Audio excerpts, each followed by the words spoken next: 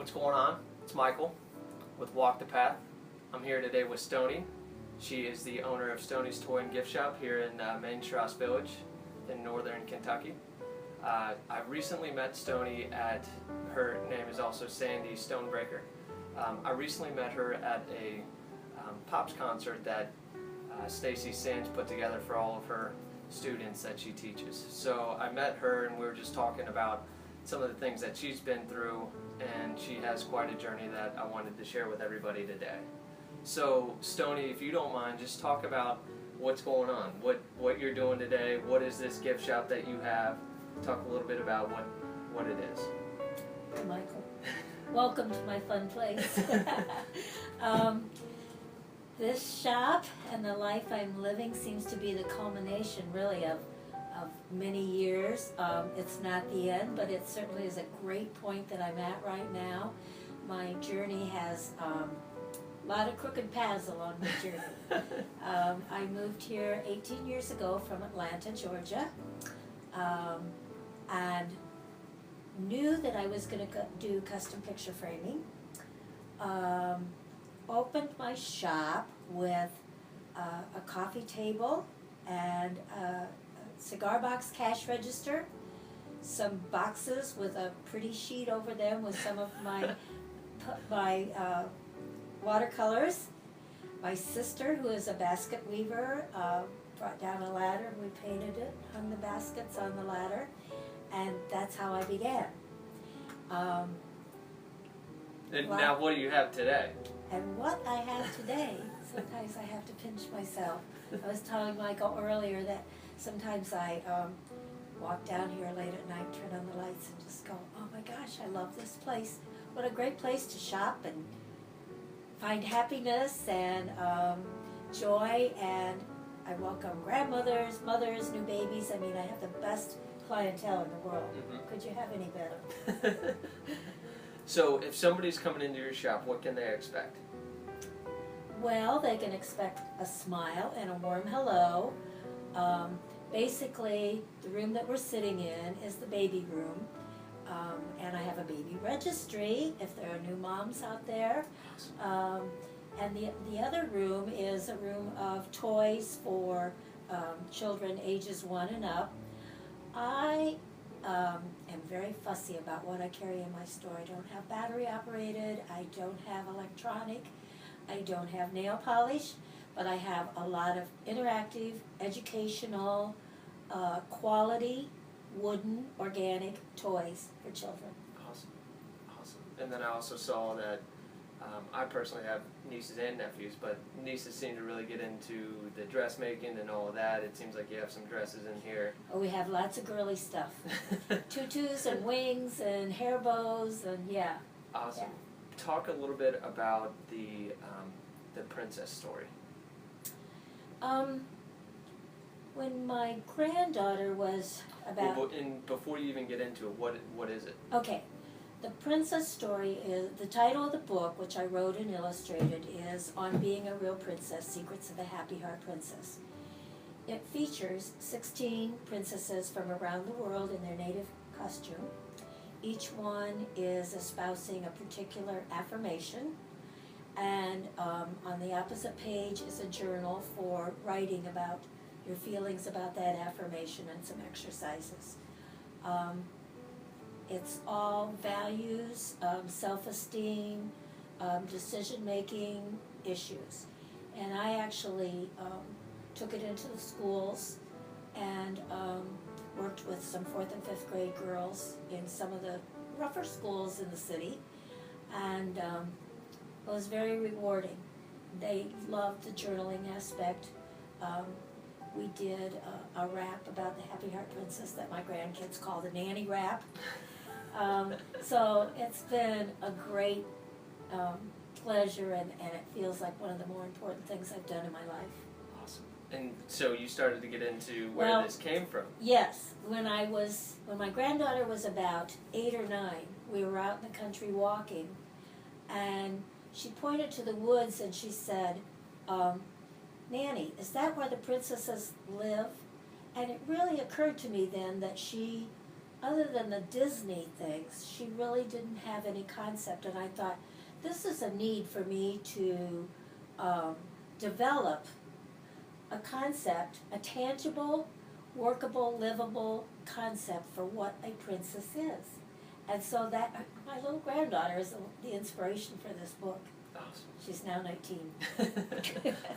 But still a kid at heart, probably, yes, right? Yes, she is. Right, awesome.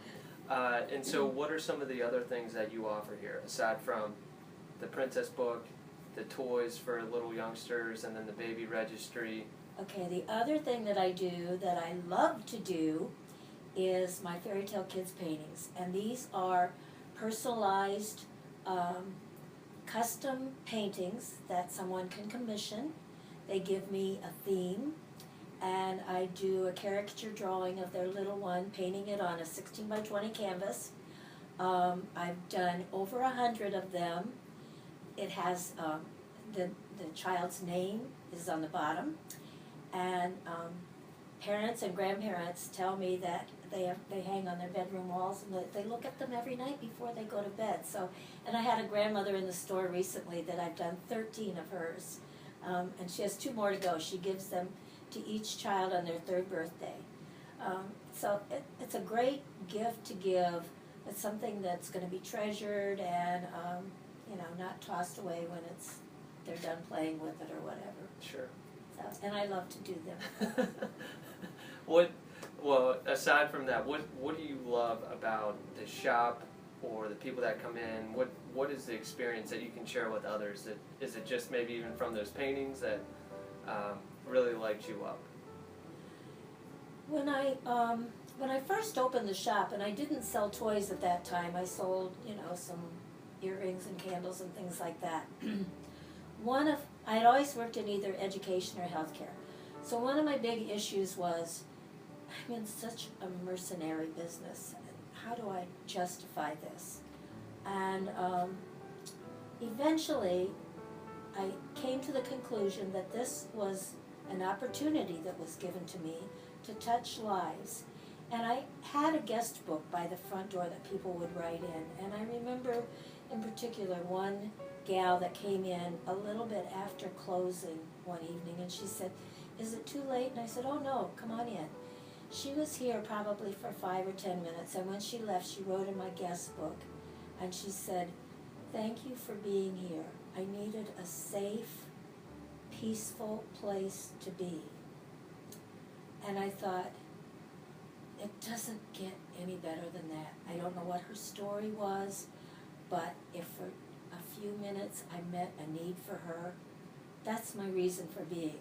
So aside from all the fun and the new babies and the doting grandmothers, there's also that opportunity to say what somebody might need to hear that day. And I was actually looking at the door. There's even a sign on there that says safe place. Yes. And then there's also, if you're closed, there's a number that you can call if Yes. you need a safe place to go. Yes, yes. That's a local program in Newport, Covington. I don't know how far it extends, but yes, I'm definitely listed on their dockets. Awesome. It's a safe Awesome. place to go. So can you talk a little bit more about some of the adventures of being a shop owner? If somebody else is thinking about being a shop owner, what advice would you have for them? What have been some of the good things? What have been maybe some of the not so good things? Well, it is a lot of hard work, and it is a journey. And there are days when no one comes in your shop and you think, what has happened here? I think it's important that you are doing it for the right reasons. For me, prosperity is not measured in terms of money. It's measured in terms of the joy I have and the environment that I'm in. So that has been an important thing for me. Having said that, I've certainly had nights when I didn't know if I was going to be able to pay the mortgage. I've had days of tears over a frame that wouldn't go together properly. So it's not an easy road, but it's a very rewarding road, and to know that you're the one who's in charge is a priceless thing. Over and above that, I think have have a clear vision of where you want to go, but be willing to curve down a different path, be open to other possibilities or changes. Don't be so settled in how you want to, exactly how you want to, the direction that you want to go. Be flexible. Sure. There's the word. Sure. Well, and speaking of, so a shop owner in this type of environment where it seems like so many businesses are jumping to the internet, how do you compete with that? How do you feel that you're responding to that new challenge, I guess? Well, I use the internet as a marketing tool, and for sure Facebook is a good thing for me. I send out a constant contact email. Many people have said to me, why don't you sell online? And that's too labor intensive for me. It might be right for some people, but because I'm not motivated clearly by money, or singly by money, I've decided not to do that. But that certainly is a good market.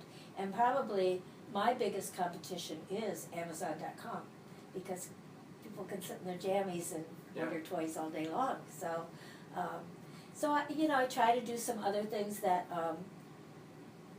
give people a reason to actually come to the shop.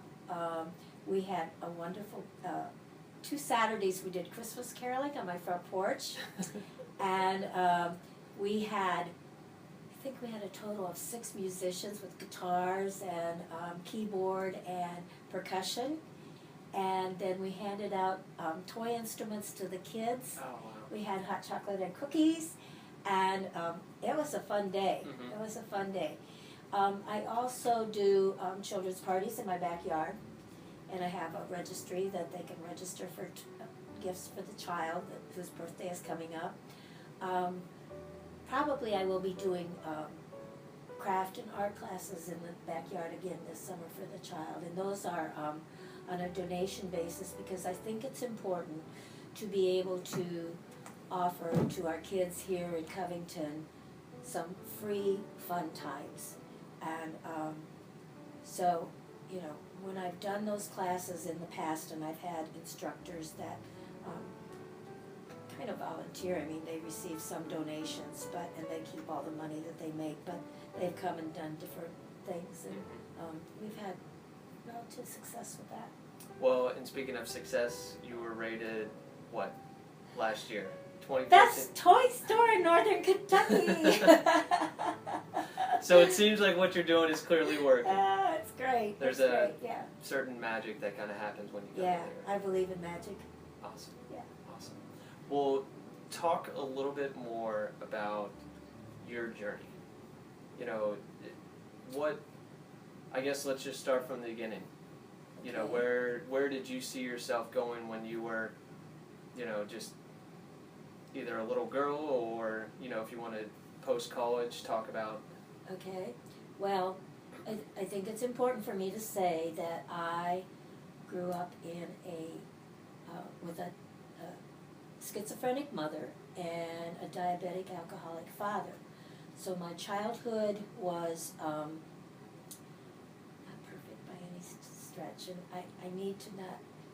I was recently challenged to speak in a public place about my childhood, and for the first time I talked seriously about it and how it affected me, rather than kind of making, I turned out okay for coming from that or whatever. And I talked about how important music was to me even as a child, and how I was denied that. My mother would spank me if I moved to music. When I got into junior high school, I signed up for viola and played for a while in the junior high orchestra. My mother made me quit because it was of the devil. That probably was one of my biggest hurts in my childhood, was to have to leave that. I remember being at a concert when we did Oklahoma, and the wind comes sweeping down the plain, and my blood was racing. I mean, my heart was pounding, and to have to leave that was one of my, that's a pain that I still can feel even at age 73. So, and you know, lots of sad stories about my childhood. But the important thing is that as bad as it was, I always had this little, now I would call it a mantra, there's a better day coming. There's a better day coming. There's a better day around the corner. I always felt that. And I don't know what you call that. I don't know why I had it, but it got me through lots of situations. And I did participate in some music events over the years as I got older and on my own. But, of course, I met Michael at a music event, and I'm sure you all would like to hear about that. So, and that was, what, at 72 you decided to start taking vocal lessons? Well, at 72 I decided to start taking vocal lessons, but kicked back several years. When I was 69, I went through a period of losing hope, and it was very unlike me. And honestly, I don't even know what triggered it. It lasted for about 6 months, and it was devastating to not have hope. I mean, hope has become such a powerful word for me. And once I got through that, I sort of like, okay, what was the lesson there? And, you know, my response is, it gave me understanding of people who do lose hope and how important it is to have it. But when I turned 70, I decided that I was going to step outside of my comfort zone. And so I actually sang at my church. I accompanied myself on the piano and sang "His Eye is on the Sparrow." And I talked about hope. And at my 70th birthday party, one of my friends gave me some cash and said, buy something you want. So I bought myself this necklace that says hope, that I wear a lot. So that was the learning about hope part of my journey. And then I decided I'm going to take this music thing a little further, and that's when I signed up with Stacy, and that's how I met you, Michael. Yep. Yep. And you too are pursuing your dream of music. Absolutely. Yeah. So I've been taking piano lessons as well, and venturing a little bit into the singing as well. So it's all, I think it's good to do all these different things that we are capable of. Just the music kind of unlocks other parts of, I feel like, either our psyche or intelligence or whatever, and even art, something that you do, which I haven't gotten into that as much yet, but maybe down the road here shortly, I'll be venturing into that. But I think what you said at 50, that you started, or in your 50s you started to get into art. My 50s, I was living in Atlanta, and I took a watercolor class that was offered by one of the local institutions, and I immediately fell in love. I mean, it was immediate. I went, oh my God, this is what I wanted to be when I grew up. So I started painting watercolors, and still am. It's all good. Well, okay, so talk to me about people that you look up to or that you admire. Is there anybody that comes to mind that you... Well, I'm going to show my politics here, but I admire Michelle Obama. Then I love people like Mother Teresa, Maya Angelou. Those are some of my favorites, and I'm not very good at remembering their dialogue, but they have lots of sayings that when I read them I go, oh yeah, that's how I feel. That's how I feel. So yeah. Awesome. Is there any other advice that you'd like to give for people that are pursuing their journey?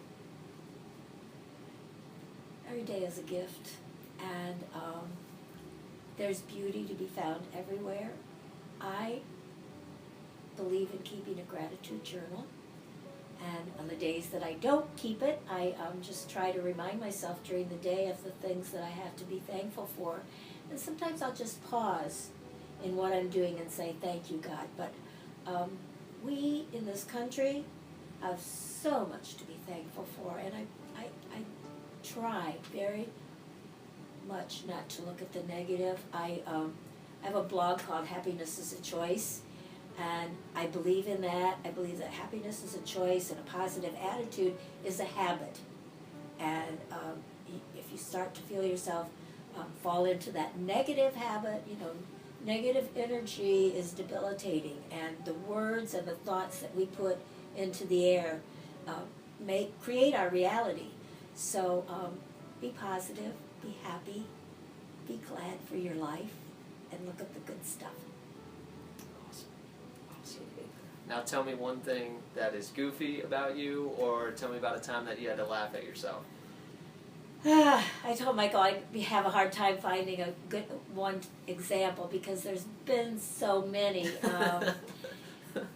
Goodness, I'm trying to think. I mean, I love laughing at myself, and I don't mind being the brunt of jokes.